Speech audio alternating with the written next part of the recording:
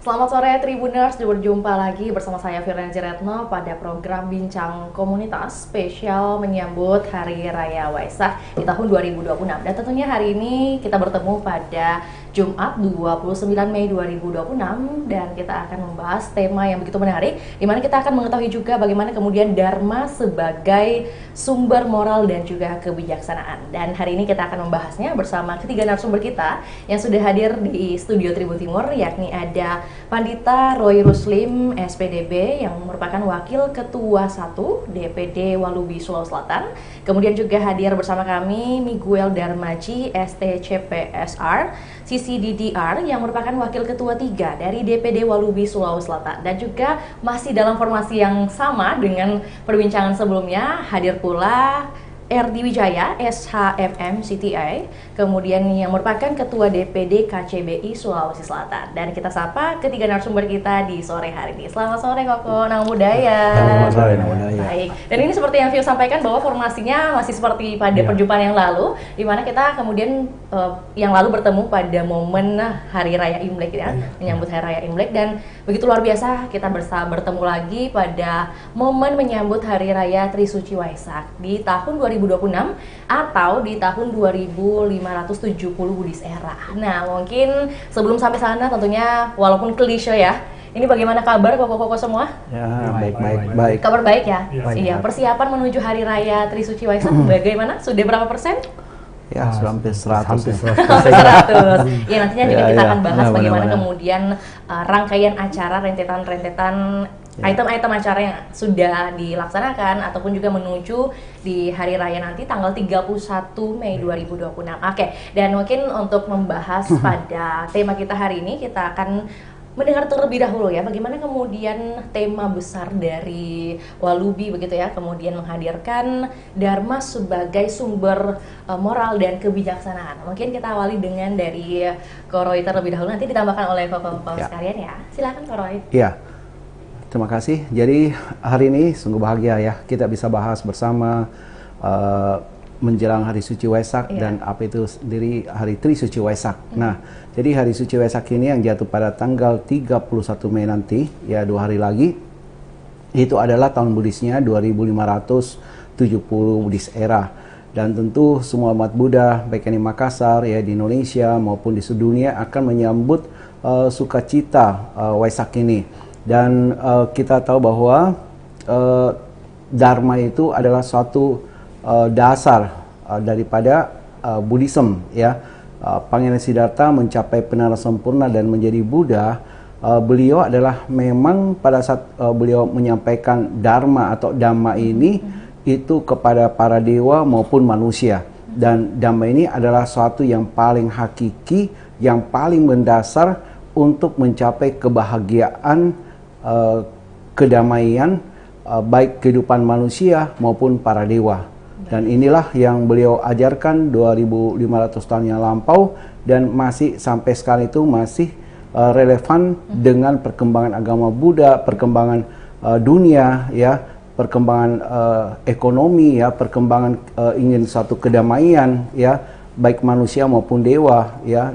Itu semua pingin dan dasar daripada itu Dhamma ya yang Sang Buddha ajarkan gitu. Berarti artinya landasan untuk kemudian menjalani kehidupan sehari-hari bagi umat Buddha itu adalah berlandaskan dari adanya ajaran Dhamma atau Dharma ini gitu ya. Berarti secara singkat Dhamma ini atau Dharma ini adalah sebuah ajaran. Iya. Betul. Ya. Baik, mungkin mau ditambahkan sama Ko Miguel menyangkut term Dharma atau Dhamma ini, sebenarnya penjelasannya secara singkat dan mudah dipahami itu seperti apa? Ya, jadi memang secara umum ketika kita berbicara Dharma itu sendiri atau Dhamma dalam bahasa Palinya itu memang kadang diterjemahkan sebagai ajaran Buddha. Banyak diterjemahkan sebagai ajaran Buddha, tetapi kalau kita melihat dalam konteks yang lebih universal sebenarnya ketika kita berbicara tentang Dharma, sebenarnya itu dia memiliki arti adalah kebenaran universal. Nah, kebenaran universal. Jadi, kebenaran yang ada secara universal inilah yang ketika Pertapa Gautama itu berjuang untuk dia mencapai kebudahan, beliau menemukan bahwa ada beberapa poin dari kebenaran universal ini yang sebenarnya menjadi esensi esensi daripada kehidupan kita ini. Sehingga ketika kita ingin terlepas dari yang namanya penderitaan kehidupan ini, maka kita harus menjalankan hal tersebut. Nah, cuma untuk lebih memudahkan, kadang orang katakan Dharma itu sebagai ajaran Buddha gitu loh. Tetapi kalau dalam konteks yang lebih luas, sebenarnya itu adalah kebenaran universal. Jadi kebenaran apapun yang bersifat secara universal, maka itu sebenarnya bisa dikategorikan sebagai Dharma itu sendiri sebenarnya. Iya, berarti kebenaran universal ini yang kemudian bisa dilaksanakan oleh semua orang gitu ya, bukan hanya umat Buddha. Nah, tadi ada beberapa poin mungkin yang secara sederhana bisa kita laksanakan sehari-hari, itu contohnya seperti apa? Nah, jadi kembali lagi, jadi tadi saya katakan Dharma itu adalah kebenaran universal. Kebenaran universal ini bagaimana sih pengertiannya, kan? Banyak orang bertanya. Jadi kebenaran universal ini adalah kebenaran yang berlaku kapan saja, di mana saja, dan bagi siapa saja. Jadi dia tidak terikat oleh waktu, oleh tempat, dan oleh misalnya oleh kesempatan tertentu, tidak. Tapi dia berlaku di mana saja. Jadi kebenarannya adalah kebenaran yang hakiki. Jadi kalau kita menggunakan kebenaran universal, itu adalah kebenaran yang hakiki. Nah, bagaimana sebenarnya kita untuk menjadikan Dharma itu sebagai landasan? Jadi memang ajaran Buddha, kalau kita melihat, kita melihat itu ada yang namanya 3 permata. Baik. 3 permata itu, yang pertama Buddha, yang kedua adalah Dharma, dan yang ketiga adalah Sangha. Singkatnya adalah Buddha itu adalah orang yang menemukan kebenaran itu, bukan menciptakan bukan menciptakan, tapi menemukan. Jadi guru. Jadi Buddha Gautama di sini atau Sang Buddha inilah orang yang menemukan gitu. Nah, kemudian yang kedua ada nama Dharma. Ajaran yang bisa dikatakan ditemukannya inilah yang disebut sebagai Dharma, kebenaran yang hakiki, bagian dari kebenaran yang hakiki. Dan yang ketiga ada namanya Sangha. Sangha itu adalah murid-murid daripada Buddha yang menjalankan, melatih diri, menjalankan seperti apa yang dijalankan oleh Buddha sebagai seorang pertapa. Nah, di dalam konteks Dharma ini sendiri, maka ketika kita berbicara Dharma di situ secara singkat, ajaran Buddha mengajarkan bahwa ada 3 hal disebut sebagai landasan perbuatan baik, yaitu ada namanya dana. Dana itu adalah kerelaan. Yang kedua ada namanya sila. Sila itu adalah tata susila, kemoralan. Dan yang ketiga ada namanya samadhi. Samadhi atau di sini diterjemahkan meditasi, tapi sebenarnya adalah konsentrasi pikiran. Jadi ini adalah contoh dasar yang bisa dilakukan oleh siapa saja, bukan hanya oleh umat Buddha. Karena kerelaan itu bisa dilakukan siapa saja. Betul. Orang yang mau melatih moralitas, melatih sila, itu dapat dilakukan oleh siapa saja. Dan orang yang ingin hidupnya tenang, pikirannya tenang, dia melatih meditasi juga, itu biasa siapa saja gitu. Jadi itulah contoh yang sederhana daripada Dharma itu sendiri. Makanya disebut kebenaran universal gitu ya. Kebenaran hakiki.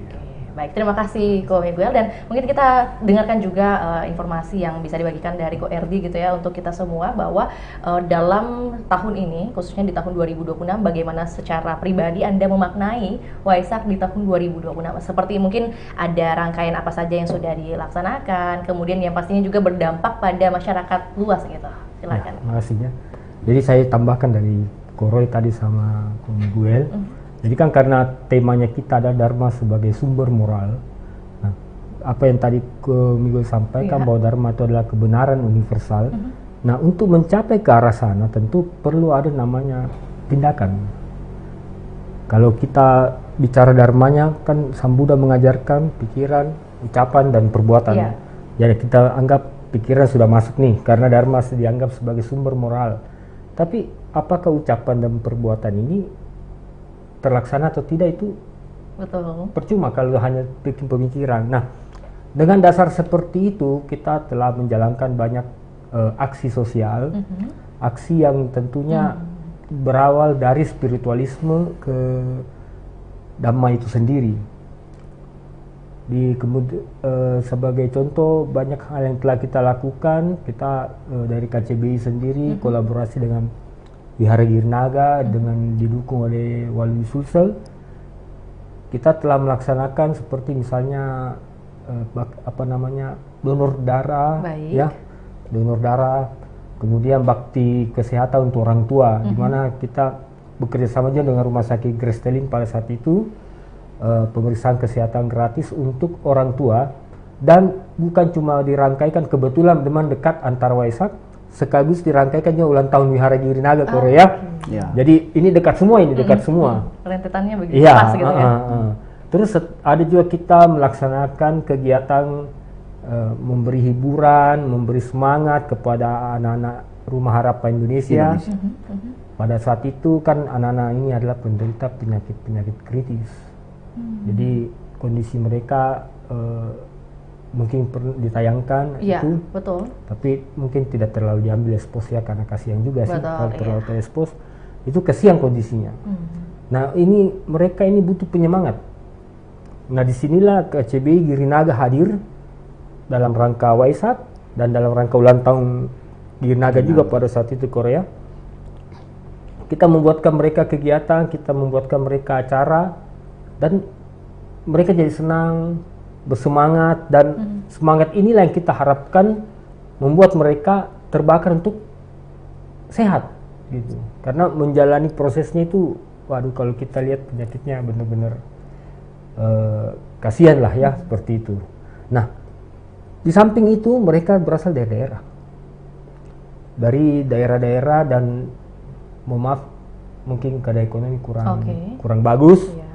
Didampingi oleh pendamping dari daerah, itu mereka ditampung di RHI, disediakan rumah singgah ya istilahnya, rumah singgah. Girinaga juga pada saat itu memberi bingkisan berupa bantuan beras untuk dibawa ke mereka pulang ya Korea pada saat itu. Jadi ada oleh-oleh gitu. Ya, selain tentunya kita sediakan juga hadiah-hadiah untuk anak-anak, permainan, makanan. Girinaga pada saat itu khusus menyediakan beras ya, satu orang 5 kilo. Pokoknya ada sembako juga. Ada sembako, ya. Hadiah hiburan gitu. Di samping ada makanan apa itu ada fotonya kan di situ ya. Baik. Itu dari Girinaga itu berasnya itu. Kemudian ada tumbler, ada apa, pokoknya banyak, termasuk mainan, boneka. Kita membuatkan mereka permainan yang hadiahnya itu sebenarnya kita juga adalah semua pasti dapat. Hanya tinggal ya main atau tidak main itu aja, tapi semua pasti kita dapat. Kita sudah hitung bahwa harus semua anak ini harus dapat, karena itulah kebahagiaan mereka, dan kebahagiaan itu diharapkan memberi semangat untuk mereka sembuh gitu. Kemudian bakti orang tua ya, pemeriksaan kesehatan gratis untuk orang tua, di mana kesehatan ini orang tua kan sangat rentan. Kita bekerja sama dengan Gristelina dari itu ada pemeriksaannya mulai sampai ke pemeriksaan massa otot pun kita laksanakan seperti itu. Jadi bukan cuma kolesterol apa, dan mereka untuk yang ada riwayat diabetes dikasih susu diabetes, kemudian susu untuk orang tua.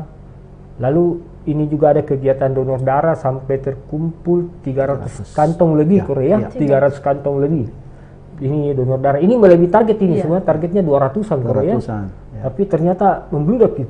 Iya, artinya antusiasme dari masyarakat sekitar juga ikut serta ini begitu tinggi ya di tahun ini. Serta ada beberapa, saya dengarnya ada beberapa mungkin kegiatan baru mungkin yang dihadirkan di tahun ini, atau ini juga merupakan kegiatan tahunan gitu. Atau mungkin segmentasinya yang dibedakan. Kita setiap tahun itu menjelang Waisak pasti kita sering kolaborasi dengan Girinaga, dengan Kualinteng Kuangkong.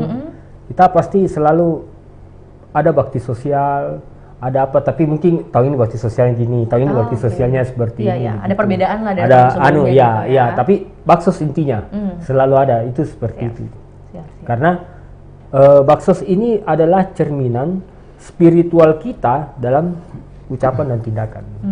Artinya dari pikiran, ini kan ada rencana, berarti hasil dari pikiran, kemudian perkataan dirapatkan mungkin, kemudian diaksikan atau tindakan itu dalam bentuk nyata.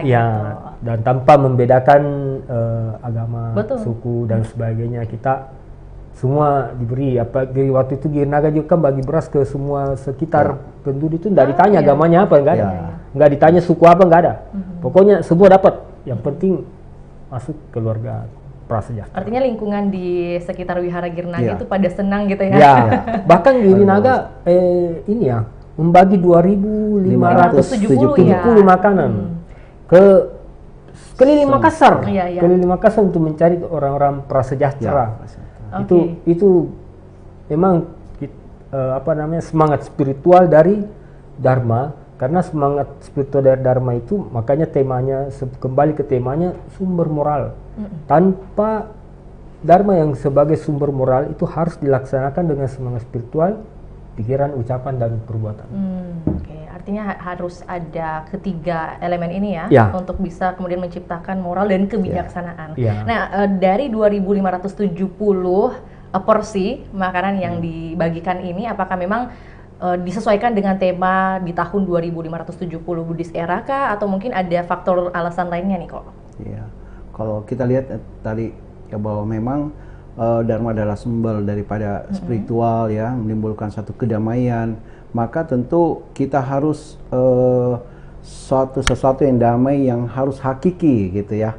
Nah, kalau suatu hakiki itu adalah bukan kita menerima pemberian. Kalau kita menerima pemberian, misalnya handphone nih kita diberikan, itu hanya bertahan mungkin 1 bulan, 2 bulan, kemudian kita selalu lupakan. Kebahagiaan itu hanya pertama waktu kita menerima hadiah itu.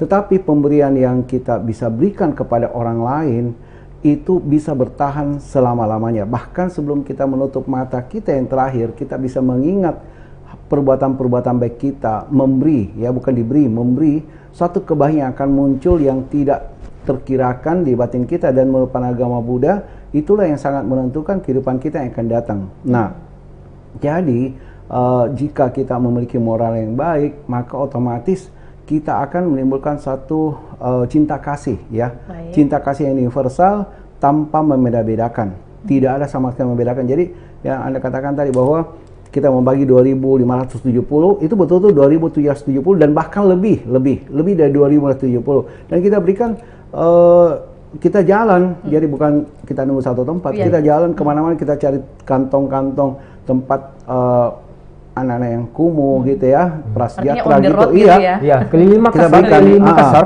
gitu ya, hampir 2 bulan kita itu dan mencapai gitu, dan kita tuh kebanyakan tersendiri. Ya waktu kita memberi, kita bahagia sekali. Orang yang diberi juga, wah bahagia karena mungkin hari itu belum dapat makan karena kita baginya siang. Wah mereka begitu tuh mereka makan gitu, mereka senang sekali. Tapi kita lebih senang karena lihat pemberiannya kita itu dihargai gitu ya, bahagia sekali. Nah, tentu di Waisak ini kebahagiaan inilah yang kita mau munculkan. Semakin banyak orang yang bisa memberi, maka dia akan mempunyai cinta kasih. Dan kalau banyak orang yang memberikan pikiran cinta kasih, maka dunia ini pasti aman. Nah, menjadi dasar suatu kebahagiaan yang universal. Betul. Gitu. Dan ketulusan ini bisa dirasakan oleh banyak orang gitu juga. Betul. Itu baik, cukup? Ya.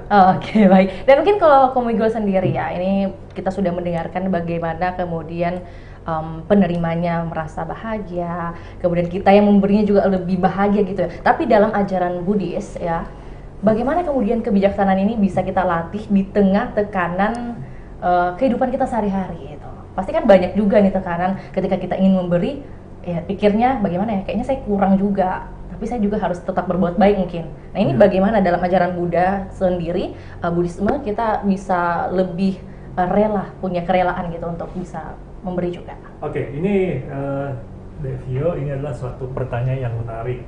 Ya, jadi kembali lagi bahwa ketika kita berbicara tentang Waisak itu sebenarnya kita bukan hanya bagaimana merayakan secara seremonial, tetapi lebih banyak kepada penekanan mengingatkan kembali umat Buddha untuk bisa merenungkan, menghayati dan mempraktekkan Dharma itu sendiri dalam kehidupan. Nah, tadi mungkin dari Koroy, kemudian Ko Edi sudah menyampaikan beberapa kegiatan. Jadi memang di dalam Buddhisme itu, ajaran Sang Buddha, ajaran Buddha itu sendiri mengatakan bahwa ajaranku itu adalah ajaran praktek. Jadi bukan hanya sekedar teori, praktek. Sehingga menyambut Waisak itu, umat Buddha tentunya akan melaksanakan yang namanya aksi nyata perbuatan baik. Nah, tadi sudah disampaikan banyak aksi nyata perbuatan baik. Nah, itulah yang sebenarnya menjadi hal yang paling penting sehingga bagaimana umat Buddha bisa melakukan, mempraktekkan kebaikan itu sendiri. Nah, tadi saya ada menyampaikan bahwa secara sederhana ada yang namanya dana, ada yang namanya sila, dan ada namanya tentang samadhi. Nah, ini berhubungan dengan tema kita. Saya coba akan membahas ini secara sederhana. Yang pertama adalah dana. Dana pengertiannya adalah kedermawanan atau kerelaan. Nah, maaf, banyak masyarakat menganggap berdana itu selalu dengan materi. Betul.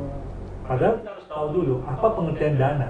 Berdana, kerelaan itu adalah memberi atau membantu kepada orang lain atau makhluk lain dengan tulus, dengan penuh ketulusan. Nah, ini saya garis bawahi dengan penuh ketulusan. Kenapa? Karena ini sebenarnya kunci daripada kerelaan itu. Kita memberi tanpa kerelaan, tanpa ketulusan itu sebenarnya tidak rela sebenarnya kan. Jadi di sini adalah penuh ketulusan. Dan ketika kita memberikan bantuan kepada orang lain, sebenarnya kita bukan hanya memberikan kebahagiaan kepada kita, tapi sebenarnya juga kita memberikan kebahagiaan kepada diri kita sendiri. Ketika kita bisa melihat orang lain bahagia, tentu pun kita akan merasa bahagia. Nah, bukan hanya materi sebenarnya yang kita bisa lakukan, memberi, membantu orang lain, tetapi ini juga bisa dilakukan dengan menyediakan waktu, kemudian misalnya memberikan pemahaman, kemudian berucap kata-kata yang baik, kemudian tersenyum, kemudian memberikan perhatian kepada orang lain. Itulah bentuk-bentuk kerelaan itu sendiri. Sehingga di dalam Buddhisme itu sendiri bukan hanya materi tetapi juga non materi. Nah, secara umum ada 3 sebenarnya macam dana. Yang pertama itu ada amisadana. Amisadana itulah pemberian dalam bentuk materi, dalam bentuk fisik, memberi makan orang, memberikan pakaian ke orang, kemudian membantu apa kebutuhan orang itu memberikan secara fisik. Tujuannya apa? Membantu secara fisik kebutuhan makhluk lain, orang lain. Ada yang kedua namanya itu adalah abayadana. Abayadana itu adalah memberi dalam bentuk keamanan, memberikan rasa aman kepada orang lain, melindungi orang lain. Ketika ada orang yang hidupnya misalnya terancam dan dia butuh bantuan, atau ada makhluk hidupnya terancam, kita kemudian bisa menolong makhluk itu adalah memberikan rasa aman. Memberikan dalam arti bahasa umum adalah memberikan keselamatan kepada makhluk lain. Dan yang ketiga ada namanya Dhammadana. Dhammadana ini yang tertinggi, berdana dalam bentuk pengembangan ajaran Buddha, mengembangkan atau mempublikasikan, kemudian menyebarluaskan tentang ajaran kebaikan yang hakiki, yaitu Dhamma kepada orang lain, kepada masyarakat lain. Itu adalah Dhamma yang paling tinggi. Karena apa? Karena menuntun orang untuk bisa mencapai kebahagiaan sejati. Nah, itu yang pertama tentang dana itu. Nah, kemudian yang kedua tentang moral. Moral di sini menjadi sangat penting sebenarnya. Ketika pada tataran yang pertama dana itu bisa dilakukan oleh siapa saja, tetapi masuk kepada tahap yang tataran yang kedua ini tentang moralitas, tidak semua orang mau melatih moralitas. Tidak semua orang mau melatih disiplin. Betul. Nah, ini yang menjadi tantangan. Jadi jumlah yang mau untuk melatih moralitas itu sudah semakin berkurang. Padahal moralitas itu menjadi satu kebutuhan yang sangat penting dalam kehidupan kita. Disiplin menjadi hal yang sangat penting. Tidak akan mungkin kita bisa hidup dengan baik ketika kita tidak bisa menjalankan yang namanya moralitas. Moralitas ini dikatakan sebagai pagar pelindung diri kita dari hal-hal yang buruk. Tadi Ko Ade sudah mengatakan bahwa sebenarnya ada tiga yang dikenamakan sebagai jalan keluar untuk melakukan satu perbuatan melalui pikiran, ucapan, dan tindakan.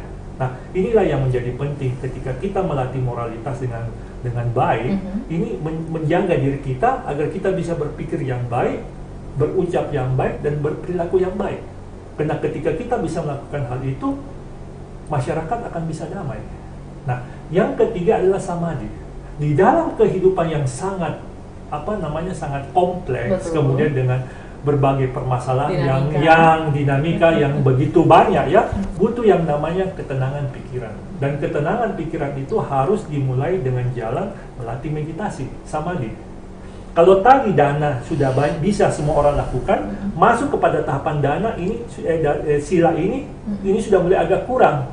Nah, begitu mau berlatih lagi meditasi, itu jumlahnya sudah agak kurang. Jadi untuk bisa melatih meditasi dengan baik, dia harus mempunyai landasan moralitas dengan baik. Sehingga ketika kita bagaimana ingin menghadapi kehidupan itu, perlu adanya namanya ketenangan. Kalau kita bisa melatih ketenangan ini dengan baik, konsentrasikan pikiran ini dengan baik, maka akan muncul yang namanya kejernihan pikiran. Kejernihan pikiran inilah yang sebenarnya menjadi penting, sehingga pada saat ketika kita perlu untuk mengambil satu keputusan, kita akan mengambil keputusan yang baik dan benar. Kurang lebih seperti itu. Oke, wah luar biasa. Jadi ini penjelasan dari segi istilahnya kajian begitu ya, yang benar, ajaran-ajaran yang benar begitu, dan kadangkala sulit kita terapkan gitu ya kok. Bahkan mungkin untuk yang sedang melatih diri, yang aktif bermeditasi, mungkin juga itu salah satu hal yang agak sulit lah kalau kita kemudian masih bersinggungan dengan kehidupan kita duniawi gitu. Nah, ini ada satu menarik Devio ya. Orang sering mengatakan bahwa samadhi itu adalah ketika kita bisa duduk tenang bermeditasi. Padahal Itu baru latihan meditasi. Oke. Jadi yang dinamakan meditasi sebenarnya adalah ketika kita bisa memiliki kesadaran penuh dalam menjalankan setiap aktivitas. Misalnya pada saat ini kita sedang misalnya bercakap diskusi tentang tema Waisak ini, bagaimana kita bisa sadar dengan apa yang diucapkan sesuai dengan yang dipikirkan. Nah, itu sebenarnya meditasi yang tertinggi. Ya, itu sebenarnya yang penting. Bagaimana melatih yang namanya sekarang istilah yang sangat umum mindfulness. Itulah sebenarnya meditasi. Jadi kalau menurut salah seorang biku Bante Utamo, ketika kita hanya duduk tenang saja, itu baru latihan meditasi. Seperti itu. Berarti kalau kita menyadari apa yang kita lakukan, betul. Itulah disebut dengan penuh kesadaran ya. Tapi itu harus dimulai dengan latihan meditasi dulu.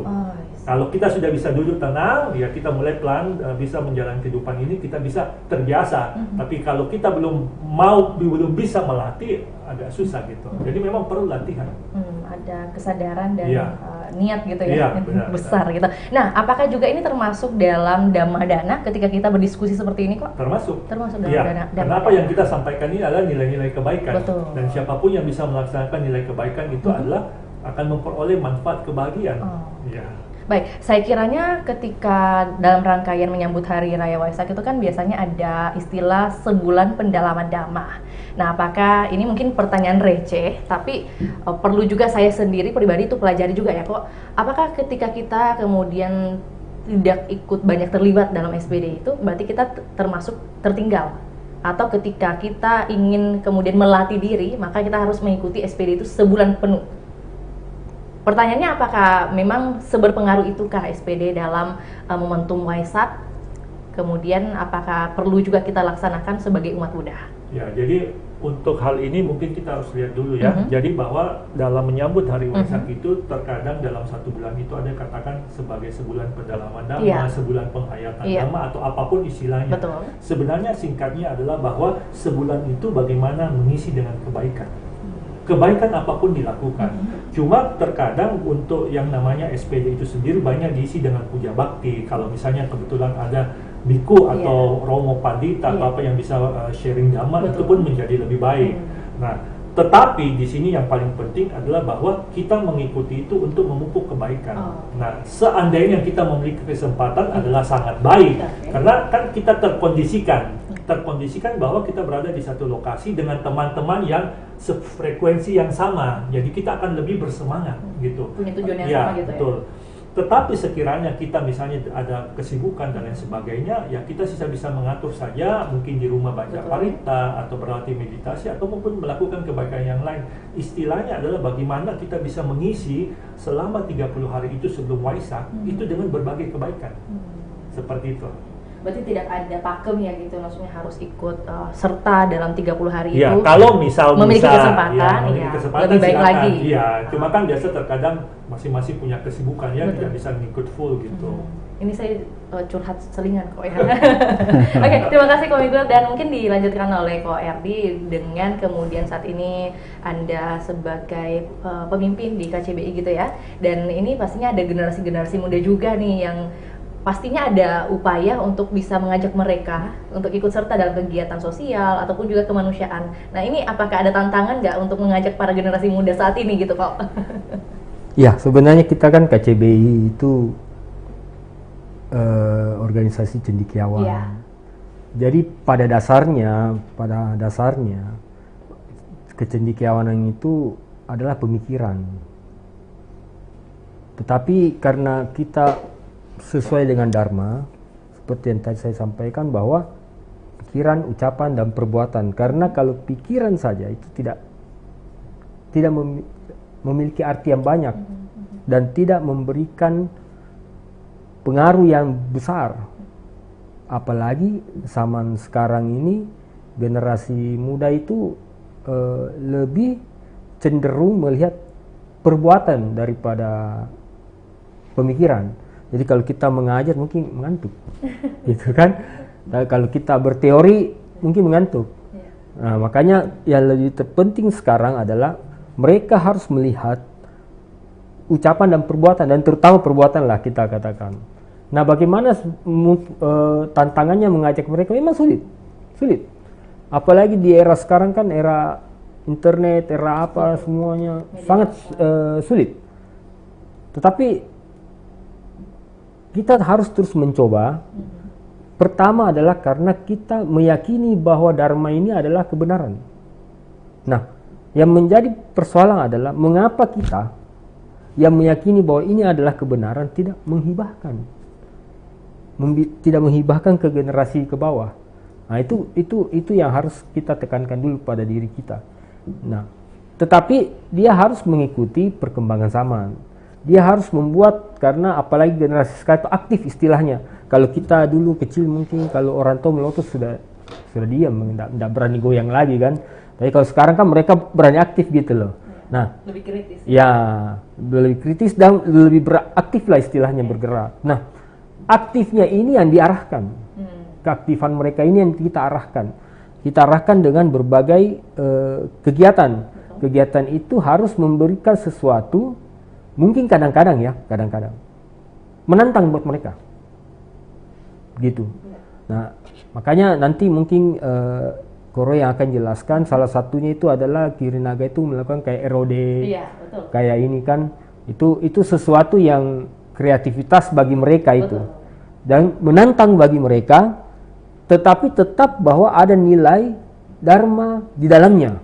Nah, itu mungkin nanti Koro yang lebih tahu lah tentang itu, gitu. Nah, tapi itu salah satu contohnya. Jadi kita terus berusaha. Kami dari KCBI itu makanya selalu mendukung kegiatan-kegiatan yang dilakukan oleh wihara, cetia, kelenteng manapun, kita selalu mendukung, terutama ini. Seperti misalnya kita juga KCBI kan ada kegiatan tentang rutinitas tentang Lentera Dhamma begitu, di mana di situ kita melatih anak-anak muda untuk menjadi bisa seperti host gitu lah. Jadi speaker juga. Ya, suatu hari kan dia akan jadi narasumber. Sekarang jadi host dulu. Tapi nanti suatu hari, nah itu bukan sesuatu yang mudah. Betul. Gitu. Untuk mengajak para generasi muda gitu. Mengajaknya sudah susah, tapi kita harus tahu bahwa inilah bentuk pelatihan. Kenapa? Kita fair ya. Ini di sini terlatih, salah satu adalah mereka punya social skill di communication. Jadi kalau nanti kita di luar spiritualisme ini kita bicara, di kehidupan nyata, entah di usaha kah, entah mereka kerja kah, entah apa, kalau kemampuan komunikasinya jelek, percaya sama saya, mereka akan mengalami banyak kesulitan dibandingkan dengan yang punya kemampuan komunikasi yang bagus. Jadi di sini walaupun dia mungkin ya IQ-nya tinggi, pintar, tapi kalau skill komunikasinya nggak ada, habis juga saya yakin. Nggak akan berkembang lah. Mungkin dia pintar, mungkin IQ-nya tinggi, tapi dia untuk berkembang di dalam kehidupan sehari-hari itu nggak bisa, sulit pasti. Nah, jadi kita di KCBI itu memang melatih kecendekiawanan lah intinya. Kecendekiawanan itu bukan berarti hanya orangnya berpendidikan tinggi, mungkin strata 3. Bukan. Tapi karakter juga. Tapi karakter, adab dan etika juga menentukan. Karena ilmu pengetahuan tanpa adab itu dalam agama Buddha itu nothing. Kali nol gitu ya. Kali nol, tidak ada. Makanya kenapa? Kan kalau dia tanpa adab, berarti kan bukan lagi menjadikan dharma sebagai sumber moral. Betul. Dan bijaksana. Ya, dan ketika dia tidak menjadikan dharma sebagai sumber moral, tidak mungkin dia bisa mencapai namanya kebijaksanaan. Itu seperti itu. Ya, tentunya pasti ada upaya-upaya juga yang dihadirkan dari KCBI, tentunya juga bergandengan dengan Walubi gitu ya. Ya, bergandengan untuk bisa ya dengan wihara-wihara cetia kelenteng. Betul. Naungan dari Walubi Sulawesi Selatan. Ya, total ada berapa sekarang naungan dari 12. Walubi? 12 ya. 12. Iya, meliputi beberapa wihara, kelenteng dan juga cetia pastinya ya. Dan nanti ada yang 2 nanti. Terbaru nanti ada peresmian di tanggal berapa? Mungkin 6, disampaikan juga. Ya, tanggal 6 bulan 6 cetia Senangkong di Jalan Ponegoro. Ya, itu memang pure baru. Kalau kemudian besoknya tanggal 7 peresmian gedung baru Cetia Jiligong, TTID Jiligong ya. TTID Jiligong di Jalan Gunung Lokong nomor 26. Jadi ini juga boleh, siapapun boleh hadir. Terbuka untuk umum juga, untuk Terbuka melihat untuk- ya bagaimana ya, peresmian dari Cetia terbaru Selangkun, gitu ya. ya. Oke, baik. Terima kasih Ko Erdi. Terima Wah, kasih. jadi memang pasti ada tantangan gitu ya, makanya juga perlu kita sampaikan, dan ini juga mau transisi kepada kegiatan yang akan hadir gitu. Pastinya dengan adanya pemikiran ataupun juga inovasi yang dihadirkan dari salah satunya Wihara Girnaga itu ya, pasti juga untuk mendukung bagaimana sih untuk bisa kemudian teman-teman atau generasi muda lebih aktif lagi, khususnya dari segi kesenian mungkin, kemudian dikorelasikan dengan spiritual mungkin juga ya pastinya. Dan salah satunya adalah yang akan terlaksana di tanggal 18 Juni nanti 2026, setelah ada peresmian tanggal 6 dan 7, dilanjutkan di minggu depannya 18 Juni ada Ya, kegiatan Juni. begitu megah ya kok. Ya, Itu sangat, kalau sangat. saya mendengar Resonance of Dhamma, yang pertama begitu luar biasa, kedua juga luar biasa, dan ketiga nanti juga akan terlaksana di Kota Makassar. Ya. Nah, mungkin boleh disampaikan lebih lengkapnya bagaimana kegiatan ini akan hadir di Kota Makassar kok. Silahkan. Ya, makasih. Tadi udah dengar ya dari teman kita Miguel, Erdi ya semua juga bagaimana kita bisa menciptakan membuat dharma ini menjadi dharma itu menjadi suatu landasan ya spiritual yang dapat menjadi suatu menimbulkan kebiasaan dan tentu akan menimbulkan kedamaian. Nah, tentu ini harus kita perjuangkan terus ya selain diri kita ya, tentu yang tadi sudah Erdi bilang bagaimana generasi muda itu mereka bisa mendapatkan, kita bisa memberikan ya, menghibahkan kepada mereka juga nilai-nilai seperti itu. Dan itu memang tidak mudah ya. Dulu sama sekali itu beda ya. Jadi kalau hari Minggu diajak ke wihara, terus diajak sama temannya ke mall misalnya sebagainya, dia mungkin pilih nonton mall gitu Lebih daripada prefer dia ke ke mall. wihara. Iya, itu sudah samanya. Kita mau dengan kekerasan juga sulit. Betul. Ya. Nah, jadi memang harus ada kegiatan-kegiatan yang menimbulkan satu ketertarikan Betul. sama anak itu Rasa untuk ingin mereka tahu. datang. Nah, kalau mereka ada ketertarikan untuk ke tempat ibadah gitu ya, kemudian di sana di tempat ibadah itu mereka harus happy. Tapi kita memberikan satu pesan-pesan agama, pesan-pesan moral sehingga mereka bisa pelan-pelan masuk di benaknya. Ya, itu penting sekali. Karena kalau mereka sudah nggak mau ke tempat ibadah, lalu gimana kita mau ajarkan dhamma dia? Dia lebih suka ke mall gitu ya. Nah, jadi itu ada kegiatan seperti misalnya menyambut Waisak ini, anak-anak remaja itu mereka ada lomba nyanyi, lomba cergam ya, mereka cerita cerita bergambar, mereka gambar juga, mereka ada lomba membawa dhamma desana. Jadi masih anak-anak mereka sudah bisa membawa dhamma desana dan itu bagus ya, sangat bagus melatih dan sebagainya, lomba nyanyi gitu. Nah, itu adalah menimbulkan suatu rasa pede mereka dan mereka bisa juga sekaligus menghayati ya pada waktu mereka mungkin melatih hal itu. Nah, kemudian outputnya nantinya adalah kita akan melaksanakan di 18 Juni seperti Vio bilang, yaitu Resonance of Dhamma ya, yaitu kita akan nanti mengundang kolaborasi dengan artis-artis dari Vietnam. Iya. Dan ini adalah pertama kali ya mereka datang dan akan menyanyikan lagu-lagu rohani ya, spiritual di dalam live nantinya. Dan kita memang biasa hanya nonton di TikTok atau di mana gitu ya, tetapi ini langsung live yang seperti konser-konser yang dunia gitu ya. Itu mereka nanti lakukan beberapa tampilan ya, beberapa lagu gitu. Dan tentu mereka nanti akan berkolaborasi dengan penari-penari wihara, dancer wihara ya, penyanyi wihara, dan juga kegiatan-kegiatan atraksi yang dipadukan yang sangat harmonis ya, yaitu ada naga, ada barongsai dan pekisai, dan semuanya adalah semuanya berdasarkan yaitu pesan-pesan dhamma ya, sehingga pesan-pesan dhamma itu lewat seni pun mereka bisa mendapatkan gitu ya gitu. Artinya pesan-pesannya akan disampaikan melalui instrumen-instrumen seni, lagu, ya. Kemudian pastinya Tarian. juga penampilan-penampilan lainnya juga seperti tadi ada SDM juga dari teman-teman Girnaga gitu ya, akan Ya. menampilkan tari-tarian. Dan mungkin kita sembari menyaksikan tayangan di layar kaca ini Tribuners, kita bisa juga dengar bagaimana kemudian ajakan untuk bisa langsung ikut hadir bersama, karena ini terbuka untuk umum ya. Ya, Di terbuka, tanggal 18 terbuka, nanti kita dengarkan terlebih dahulu bagaimana ajakan dari penyanyi langsung ya, Ya, dari Vietnam, dari Vietnam. bahkan. Oke.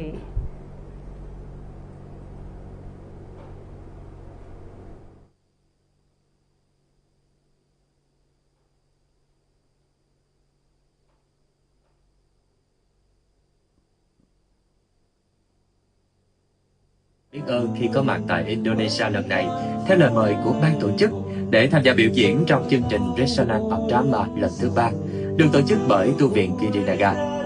Và tôi sẽ mang đến những tiết mục đậm chất văn hóa nghệ thuật Việt Nam, nơi âm nhạc không chỉ là biểu diễn mà còn là sự kết nối, là hành trình chạm đến những giá trị sâu lắng bên trong mỗi người. Hy vọng rằng chúng ta sẽ có cơ hội được gặp nhau, cùng lắng nghe, cùng cảm nhận và cùng chia sẻ những rung động thật đẹp trong chương trình. Hẹn gặp quý vị tại Resonance of Dharma vào ngày 18 tháng 6 năm nay nhé.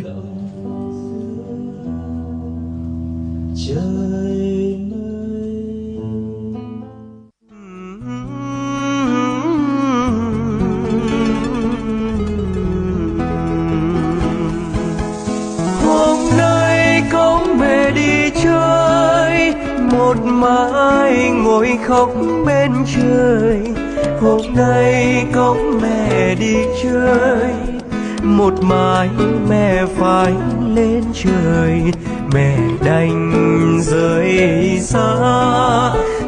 xa con rồi. Cuối đời là trò chơi lên trời.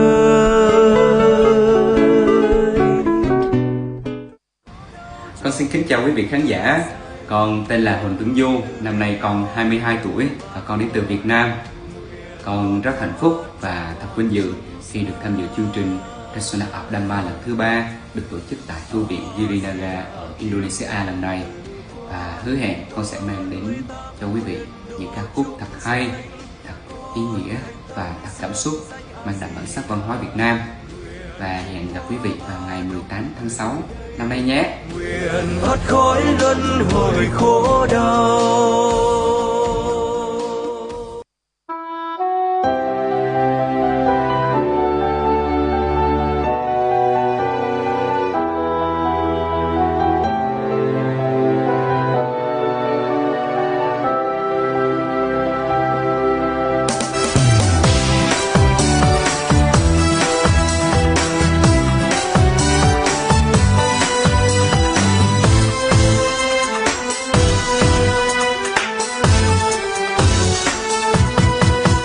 Xin chào tất cả mọi người, em là Minh Tiến, là diễn viên ca sĩ đến từ Việt Nam. Em rất là vui và hạnh phúc khi được gặp quý vị khán giả. Và niềm hạnh phúc của em được nhân lên gấp nhiều lần khi được nhận lời mời tham dự sự kiện Resonance of Dharma lần thứ 3 do tu viện Girinaga tổ chức ngày 18 tháng 6 năm 2026 tại Indonesia. Hiện tại em rất là mong chờ đến ngày diễn ra sự kiện để có thể mang đến những màn trình diễn, mang lời ca tiếng hát của mình gửi đến quý vị khán giả, và chúc cho sự kiện sẽ diễn ra hết sức tốt đẹp và hết sức viên mãn. Rất là hạnh phúc khi nhận được lời mời tham gia sự kiện, rất trân trọng và biết ơn. Dạ, xin chào và hẹn gặp lại ạ. Sáng tươi bóng trắng ngà, có cây đa to, có thằng quỷ già ôm một mối mơ. Lặng im ta nói buổi nghe, ở cung chẳng mãi làm chi. Xin chào quý vị khán giả, tôi là Ngọc Hân, một cô gái đến từ Việt Nam. Tôi rất vinh dự và biết ơn khi được có mặt tại đất nước Indonesia qua lời mời của ban tổ chức chương trình Resonance of Dharma lần thứ 3 tại tu viện Girinaga. Tại chương trình này, tôi sẽ mang những tiết mục âm nhạc mang đậm đà bản sắc văn hóa dân tộc Việt Nam gửi đến bạn bè quốc tế như một lời chào thân thương nhất. Hy vọng rằng tại chương trình này, chúng ta sẽ cùng nhau kết nối và lan tỏa những giá trị yêu thương của tâm hồn. Hẹn gặp lại quý vị khán giả tại chương trình vào ngày 18 tháng 6 sắp tới nhé. Xin chào và hẹn gặp lại.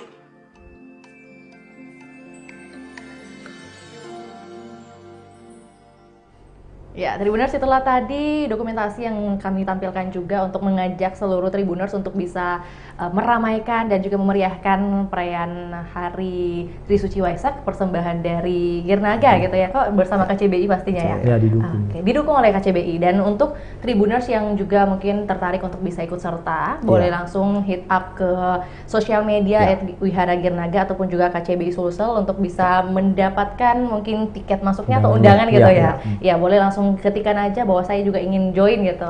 Karena ini terbuka untuk umum dan pastinya lebih lengkapnya lagi boleh langsung saja hit up ke sosial media dari Wihara Girnaga. Oke, sebagai closing statement kita mungkin dari koko-koko sekalian boleh disampaikan satu pesan sederhana yang juga mungkin dapat menjadi penutup pada perjumpaan kita hari ini. Seperti apa yang ingin disampaikan atau juga harapan ataupun juga pesan-pesan di momen Hari Trisuci Waisak.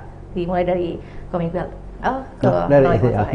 Oke, ya jadi ini 2 hari lagi ya kita akan menyambut Hari Trisuci Waisak yang jatuh pada tanggal 1 Mei nanti, hari Minggu. Ya, mari semua teman-teman ya juga umat Buddha bisa mengunjungi tempat-tempat ibadah. Ya, untuk datang berdoa, sembahyang dan melakukan patidana, pelimpahan jasa, meditasi, sehingga kedamaian yang akan muncul dari Hari Suci Waisak itu bisa menjaga kota kita, negara kita, Indonesia bisa selalu damai gitu. Baik, terima kasih Ko Roy, dan dilanjutkan oleh Ko Miguel, seperti apa harapannya? Silakan. Jadi Waisak adalah satu momen yang sangat penting bagi umat Buddha, bagaimana ini menjadikan kita untuk mengingat kembali bahwa Dharma adalah sebagai landasan moral dan kebijaksanaan. Dan untuk mencapai kebijaksanaan itu adalah proses yang harus terus dilatih. Dengan melaksanakan dana, dengan melakukan moralitas, dengan berlatih konsentrasi samadhi, maka kita akan bisa memiliki yang namanya kebijaksanaan. Dan dengan memiliki kebijaksanaan ini akan menumbuhkan kedamaian dalam diri kita yang kemudian vibrasinya itu akan menyebar kepada seluruh makhluk dan dunia. Jadi mulai dari diri kita sendiri untuk menciptakan kedamaian agar bisa tersebar ke banyak masyarakat gitu ya. Terima kasih Ko Miguel, dan terakhir dari Ko Yardi, silakan. Seperti apa harapannya? Ya, harapan saya, kami dari KCBI tentunya di Hari Waisak sebagai sebuah momen di mana diperingati kelahiran Pangeran Siddhartha, Pertapa Siddhartha mencapai penerangan sempurna dan parinibbana.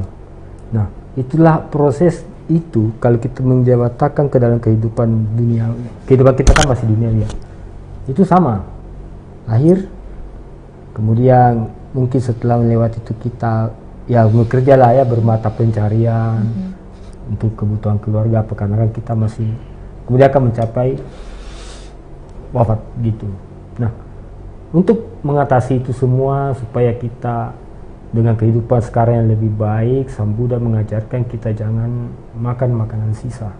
Artinya kita menerima karma baik kita di kehidupan lampau, tetapi kita lupa melakukan karma baik di kehidupan ini. Betul. Nah, salah satunya di dengan Waisak ini tentunya untuk memperoleh moralitas itu melalui dan kebijaksanaan itu, kita pada Waisak nanti ke wihara, bukan hanya sekedar bersembahyang, tetapi kita di sana dapat mendengarkan Dhamma, dan semoga mendengarkan Dhamma itu kita pulang dengan kebahagiaan, dan kebahagiaan itu disebarkan kepada semua makhluk. Demikian juga nantinya bahwa penyebaran pelaksanaan kegiatan lainnya, termasuk ROD itu tujuannya paling utama sama dengan Waisak, di mana hanya caranya yang mungkin kalau diharapkan ada Dhamma di sana, ada baca parita di sana, tidak. Tetapi tujuan utamanya adalah pada akhirnya menyebarkan Dhamma dengan cara melalui seni dan perpaduan budaya. Dan pastinya ROD ini dari Vietnam ini untuk pertama kalinya di Indonesia, Korea. Karena ini bukan cuma tadi mungkin kan cuma dikasih lihat penari apa, tapi ada biku juga kan Korea dari Vietnam juga. Ya, bersama rombongan datang Korea. Jadi sisinya semua ada, lengkap.